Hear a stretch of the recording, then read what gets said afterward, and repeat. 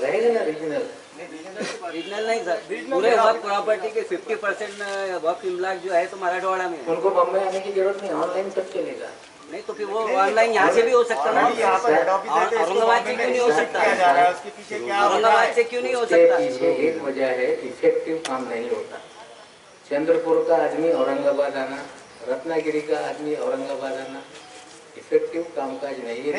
मुंबई में तो वही होने वाला है, मुंबई में तो वही होने वाला है। को रीजनल ऑफिस बनाने का सुनिए ना, आप चंद्रपुर को रीजनल ऑफिस बनाइए। आप पत्रकार है, जो माहिती देना मैंने दिया, खबर जो दिखाना है आपको दिखाना, बहस करना पत्रकार का काम नहीं है। मैं आपसे विनती। सर एक इम्पोर्टेंट क्वेश्चन ये है, 80 से 82,000 एकड़ जमीन मराठवाड़ा में हमने 10-15 साल पहले देखे थे। जमीन अभी फिलहाल कितनी का है? इसीलिए मैं बोल रहा हूँ कि कंप्यूटराइजेशन करके समाधान कारक काम नहीं है, ये मैंने पहले सवाल किया। इसीलिए पूरी तरह से मराठवाड़ा हो, महाराष्ट्र हो, वक्त की जमीन पे नाजायज कब्जे बड़े पैमाने पे हो। अभी भी बड़े पैमाने पे गड़बड़ियां हैं। उसमें कब्जा करने वाले दीगर से ज्यादा मुसलमान ही उसके अंदर ज्यादा ये फुट करने में है। तो जितनी गड़बड़ियां है एक एक करके उसको दुरुस्त करना है। आपकी जानकारी के लिए बताता हूँ कि हाजी इस्माइल मुसाफिर खाना का एक मामला चैरिटी कमिश्नर के माथे अब नहीं होते हुए भी उस पर ऑर्डर्स हुए, हाई कोर्ट में हार गए लोग। सुप्रीम कोर्ट में वेणुगोपाल जी को खड़ा करके वो मामले में स्टे हुआ और वो टैग हो गया। हमारे आने के बाद जालना की एक कंप्लेंट आई, कोई वहाँ पे मॉल बना रहा है एक मस्जिद की जगह पे, उसको स्टे लगाया, कलेक्टर साहब ने मीटिंग लगाई है। तो जितने भी लोगों से हमारी विनती है, जो जो गलत जानकारी जिसके पास है वो हमें मंत्रालय में सारे कागजात एक एक केसेस के बारे में भेजेगा, तो सब विषय की जांच करके एक एक चीजों को दुरुस्त करने का काम। एटीए कमीशन बिठाया गया था, उससे क्या हुआ? जो कमीशन बिठाया गया उसकी रिपोर्ट है, उसकी जो भी रिकमेंडेशन है उसको निकाला जाएगा। पिछले 5 साल में बीजेपी की गवर्नमेंट में पेंडेंसी बड़े पैमाने पर बढ़ी। कोई जिस तरह से इफेक्टिव काम करना चाहिए था काम नहीं हुआ। जो भी स्टेट कमेटी की रिपोर्ट है उस पर पूरी तरह से अमल करना। सर इसी से रिलेटेड क्वेश्चन है, ये एटी के शेख की सिफारिश के ताल्लुक से आपके वक्फ बोर्ड की एक मेंबर है खालिद कुरैशी, कल उन्होंने मैसेज दिए कि वो जो दागदार पहले मेंबर रह चुके, जिनके ऊपर बहुत सारे एलिगेशन भी लगे, तो उन्हीं को दोबारा वक्फ बोर्ड में लिया जा रहा है। इस तरह की कोशिशें हो रही है। बिल्कुल किसी को लिया नहीं गया, कोशिशें जारी। जो भी अपॉइंटमेंट होगा वो एक्ट में जो प्रोविजन है, जिनके ऊपर मुकदमे है, जो टार्निश है, वो कोई भी बोर्ड में नहीं आएगा। मेंबरान का इलेक्शन कब होगा सर? मेंबरान का इलेक्शन कब होगा? अभी तो 3 ही मेंबर है। ऐसा है कि 7 चाहिए। ऐसा है कि वक्त में बार काउंसिल से 2 लोग आना है जी। अभी 2 मुस्लिम बार काउंसिल के मेंबर है। एक कुरैशी साहब है जो नागपुर पे, जिनके ऊपर इल्जामात हैं, उसे हम नहीं ले सकते। एक दूसरा मेंबर है पठान। तो ये दोनों लोगों को देखकर उसमें जो भी क्लियर होगा उन्हें वहाँ अपॉइंट करेंगे। एक जो एमपीज है, 2 एमपी को अपॉइंट करना है। आज मुसलमान 2 एमपी महाराष्ट्र में है, इम्तियाज जलील साहब, फौजिया खान मैडम, ये दोनों को लेने के लिए हमने लीगल ओपिनियन मांगा है कि यहाँ पे 2 सीट है, 2 ही मेंबर है, डायरेक्ट अपॉइंट कर सकते हैं कि इसका भी इलेक्शन प्रोसेस करना।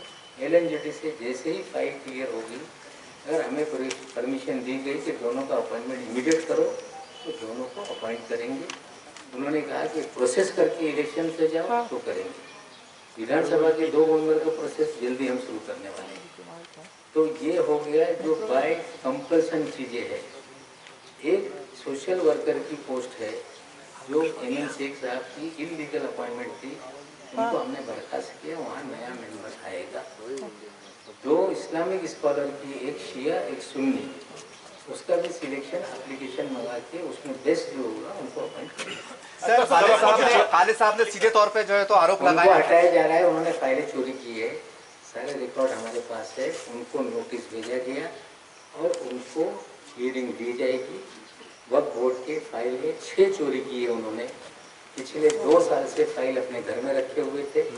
लगातार करने के बाद फाइलें नहीं दे रहे थे। अब उनको नोटिस गई है कि जो आप गलतियां कर रहे हैं उसका जवाब दो।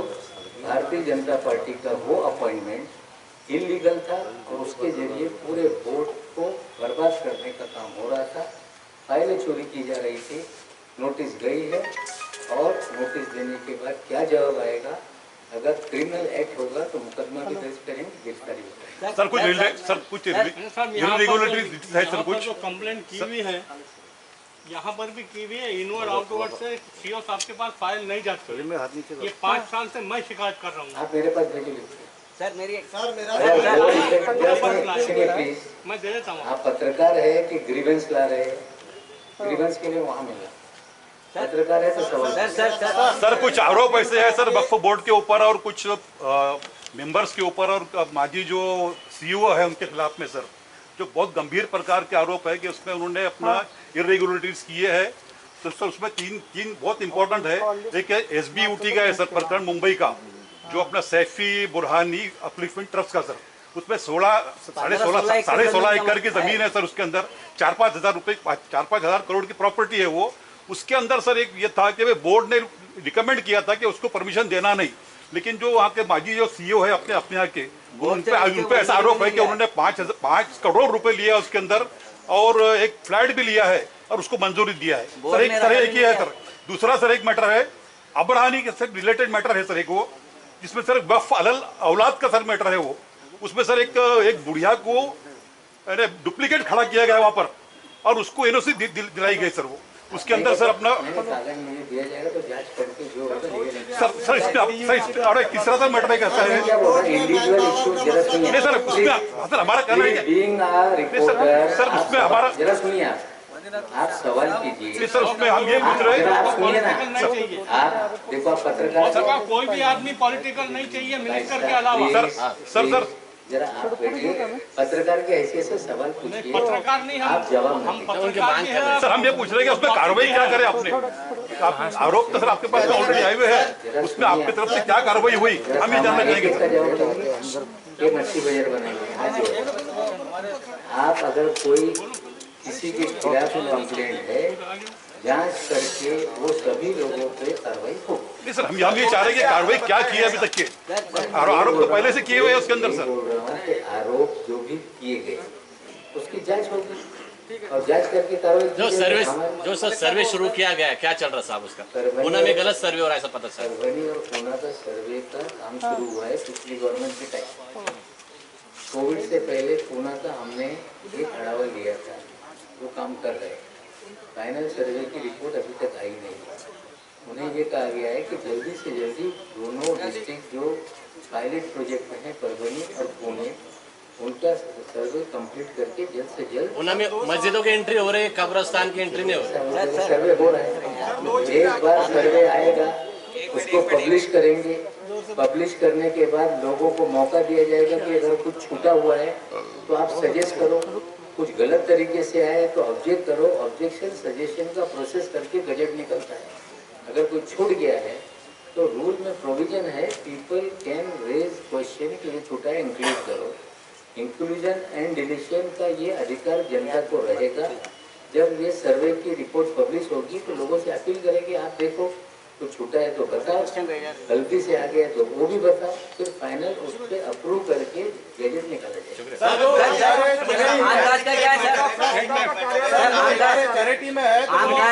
जो है तो अभी आना का मसला बना हुआ है और अदर डिपार्टमेंट की तरह वर्क बोर्ड भी गवर्नमेंट का ही इदारा है।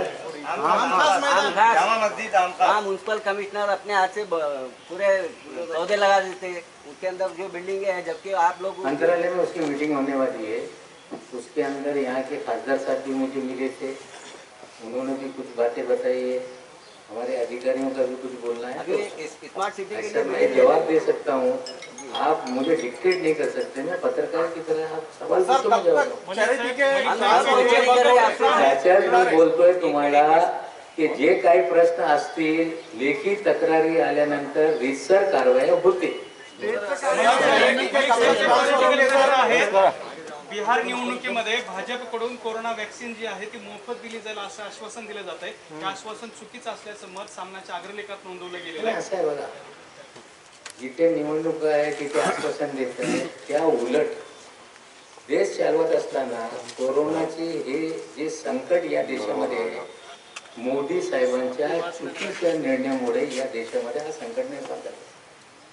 जेव्हा 31 डिसेंबर रोजी WHO जाहीर केला होता की इंटरनॅशनल हेल्थ इमर्जन्सी आहे, त्या काळामध्ये देशातले सर्व बॉर्डर्स, विमानतळ असतील, बोटी असतील किंवा रोडने येणारे रस्ते असतील, तिकडे जर सगळ्यांना येण्यापासून मज्जाव केला असता तर या देशामध्ये लॉकडाऊनची काही गरज नसती आणि आजच्या घडीला जी 80 लाख आकडा आहे किंवा 1,20,000 लोक मृत्युमुखी पडले, हे पडले नसते.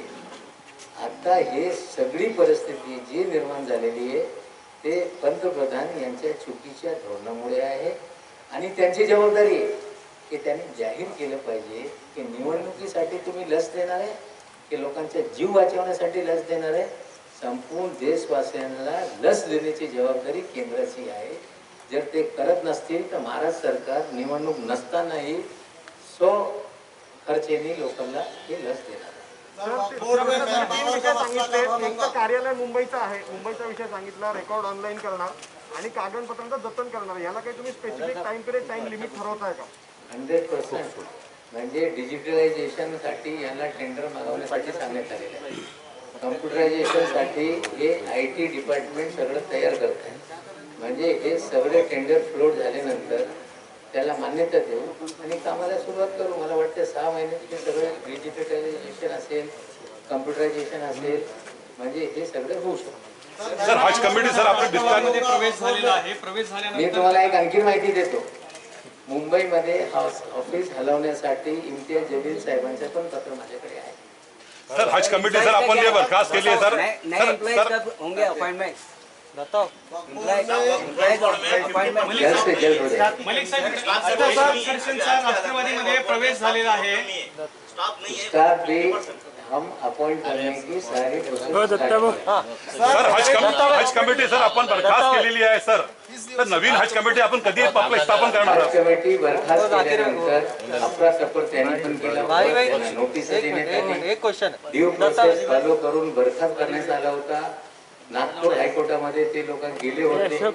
हायकोर्टाने ते त्यांच्या रिट पिटिशन फेटाळून लावला आणि सांगितलं की हे सगळं चुकीचं आहे, आमचा निर्णय हे योग्य आहे, असा निर्णय नागपूर हायकोर्टाने दिलेला आहे. त्याच्या गठन करण्यासाठी आता प्रोसेस आम्ही सुरू केलेला आहे. सगळ्यांचे अर्ज मागवतोय आणि 2-3 महिन्यामध्ये हजला अजून वेळ आहे, ते सगळे हज कमिटी गठन होते. इसमें जो है हज कमेटी हो गया, माइनॉरिटी कमीशन है और मौलाना आजाद फाइनेंस का ऑपरेशन है, आपके अंडर में है सब. जल्दी सब अपॉइंटमेंट हो जाएगी. सर 1 साल हो जल्द से गया है जल्द. गवर्नमेंट को, अभी तक कोई 1 साल में 8 महीने कोविड में सरकार जूझ रही है. सर सवाल ये है कि आप बाइफर्केशन कर रहे हैं बोलता मुंबई और औरंगाबाद नहीं, डिविजन्स एंड सेंटर डिवीजन बना रहे हैं, लेकिन अभी एम्प्लॉयमेंट का जहाँ तक सवाल है सिर्फ 37-38 लोगों पे वर्क बोर्ड. ऐसा मैं बोल रहा हूँ कि पूरी तरह जरा सुनो अस्ताद भाई, जहाँ जहाँ गरज होगी वहाँ वहाँ अपॉइंटमेंट हो. सध्या जर युथ आघाडी आहे शिवसेनेसोबत काँग्रेसची, मात्र येत्या निवडणुकीत काँग्रेस वेगळ्या लढण्याचा विचार करत आहे. तुम्ही काय म्हणणार आहे? आणि सर याला जोडून असं आहे की निवडणूक आल्यानंतर बघू. मात्र त्यांना कुठलं पद दिलं जाणार हे निश्चित झालेलं नाही. तुम्हाला काय त्यांना पद पाहिजे वाटतं? हे अट ठेवून ते आलेले नाही. जमीन आहे तरी ते महानेते त्यांची योग्यता बघून निश्चित रूपाने पवारसाहेब त्यांना जबाबदारी देतील. चंद्रकांत दादा म्हणले एकनाथ खडसेला कुठलं चॉकलेट देणार, कॅडबरी देणार की पार्ले देणार? आता मोदी साहेबांच्या चहा कुठला आहे ते आम्ही तपासू. आता लय चहा या महाराष्ट्रात आहे. आता कुठला चहाचं आणि कुठला कप हे ब्रँड ते ठरू शकताय. आम्ही चहा पण वाटत नाही, गोल्या पण वाटत नाही, चॉकलेट पण वाटत नाही. जे ते करताय त्याच्या अनुभवाच्या आधारावर हे प्रश्न ते विचारताय. एकनाथ खडसेंच्या रूपाने राष्ट्रवादीने 70,000 कोटीच्या सिंचन घोटाळ्यातील प्रमुख साक्षीदार पडला असा आरोप सध्या भाजपचा. 5 वर्ष सरकार त्यांच्याकडे होता. हे जे घोटाळेचे आरोप करत होते ते सगळे आरोप खोटे होते. आजपर्यंत एक पण सिद्ध झालेला नाही. वक्त से पूछिए. उलट आजच्या घडीला हे जलयुग शिवार योजनेच्या SITच्या माध्यमातून चौकशी सुरू करण्याचा निर्णय झालेला आहे. सर, सुप्रीम कोर्ट के फैसले वक्फ बोर्ड के हक में आते हैं. 3 फैसले सुप्रीम कोर्ट के वक्फ बोर्ड के हक में आए, लेकिन वक्फ बोर्ड पोजीशन लेने से फांसी रहे. ऐसा क्यों? स्पेसिफिक बताएंगे तो कार्रवाई करेंगे. वक्फ बोर्ड में रिकॉर्ड है पूरा. ऐसा जो भी स्पेसिफिक है, मैं पत्रकारों को हाथ जोड़ के विनती करता हूँ कि आप लिख के मुझे देंगे तो उस पर जहाँ कुछ होगा उसको दुरुस्त करेंगे. सुप्रीम कोर्ट में वक्फ बोर्ड की तरफ से बड़े वकील लगाना, सरकार की तरफ से बड़े वकील लगाने का काम हो रहा है. अभी 28 तारीख को सुप्रीम कोर्ट में एक मामला है. बोर्ड की तरफ से अटॉर्नी जनरल जो वेणुगोपाल जी वो खड़े होने वाले हैं. सरकार की तरफ से कपिल सिब्बल जी खड़े होने वाले. अगर कोई स्पेसिफिक जानकारी आपके पास है, आप मुझे लिख के देंगे तो उसको निश्चित रूप से कार्रवाई तो आपको नहीं लगता कि लीगल सेक्शन जो है आपका कमजोर है यहाँ का वक्फ बोर्ड का? मैंने पहले ही कहा कि सारी चीजें ढंग से नहीं चल रही है. इम्प्लीमेंट कब होगा ये पूछो यार. इम्प्लीमेंट जल्द से जल्द चला आता संपू. सर हिंदी में एक बार बता दीजिए वो हिंदी है ना इलेक्शन के बारे में